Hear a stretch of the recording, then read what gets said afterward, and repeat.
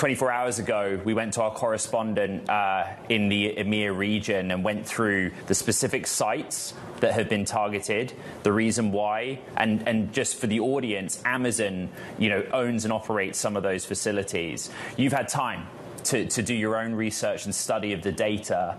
How does this fit in, this idea that data centers are a target in the context of a war in Iran and a conflict between the United States and Iran? Sure, yeah. So thanks so much for having me. Data centers are becoming increasingly central to a very broad range of economic life, national security activities, and they are fundamentally soft targets. So for the Iranians, looking for targets that they could hit, that could cause disruption, could try to broaden the conflict, could bring the conflict home to the United States, targeting a data center that is operated by a U.S. company, that's a symbol of U.S. Gulf cooperation, it becomes quite an appealing target, given how easy they are to hit with a drone, with a barrage of missile strikes, given how kind of fragile and vulnerable these facilities are. Vulnerable? How do you protect a data center in this case? Sure, so it's hard. So fundamentally, these data centers are filled with GPUs, they're very fragile. It's quite easy to take out a chiller, which are these things that keep the data centers cool, keep the servers cool, or to take out a generator or the transformers that provide electricity to the data center.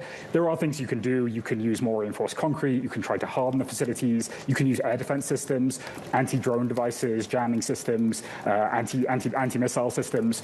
But all of this drives up the costs of building a data center, and none of this will guarantee security against a kind of swarm of cheap drones. And it's very, very expensive to protect against these sorts of cheap strikes. So there are things you can do to protect them. I think historically these companies and the governments have been much more focused on protecting data centers from cyber attacks, protecting them from trespassers, but much less focused on strikes from drones or from missiles, which, is an inevitable risk, I think, to building expensive infrastructure in a region where drones and missile strikes are unfortunately a real risk to worry about. And you saw this risk. You wrote about it in July in an opinion column, really saying that the Gulf is not a place to be building out these data centers, Sam.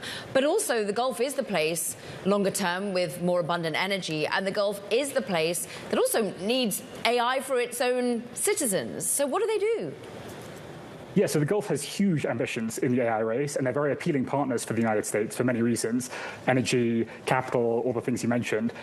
So I think it's inevitable that the data centers are going to be built out in the region. I think this underscores the risks of building the biggest computing clusters there, the most critical infrastructure. I think that the United States should think very carefully about where it wants to site that sort of infrastructure. But some degree of data center construction is inevitable in the Gulf. But I think governments need to think, governments and the companies that operate the data centers need to think much more carefully about their resilience plans, their redundancy plans, how to protect them from these sorts of physical risks. Because as you said, this was a foreseeable risk. These targets are soft.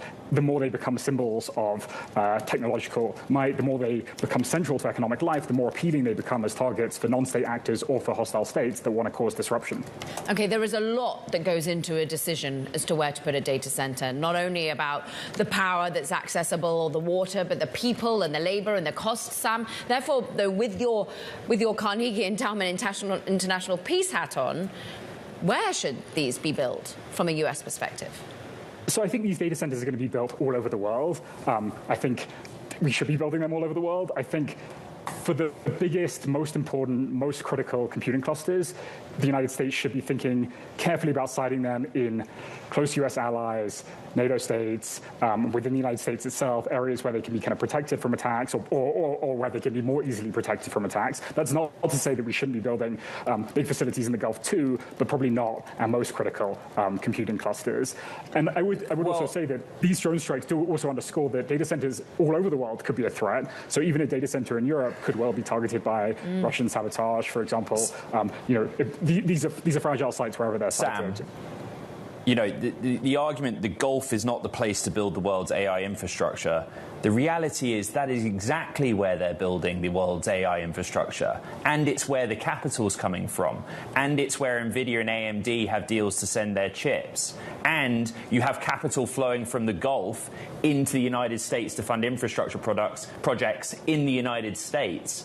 I mean, I welcome any response to that reality that you have.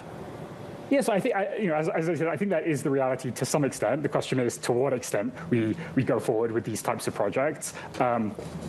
it remains to be seen what this will look like after this conflict. I think it's certainly going to drive up insurance premiums. It may make it harder to attract engineering talent to build out these data centers. I think this won't make the UAE or Saudi Arabia rethink their plans to any great extent, but I think it will complicate those plans.